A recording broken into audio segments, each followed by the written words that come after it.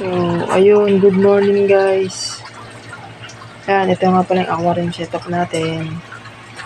Yan guys. Ito, trio guys. Trio yan. Trio breeder natin yan. Ito, ayan po. Sa kabila. Ayan. Ayan po, sa mga nagtatanong, may available po tayo. 2.5 to 3 inches po ang available natin na pang-out. Ito po, ayan, ito po yung iba. PM lang po. Yung FB page po natin, Ryan Bautista po.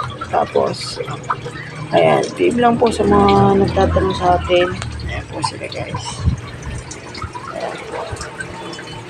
PM lang po Wala po kayong may magtanong. Madali lang po sila alaga. Ayan lang po sila. PM lang guys. Ayan po, salamat.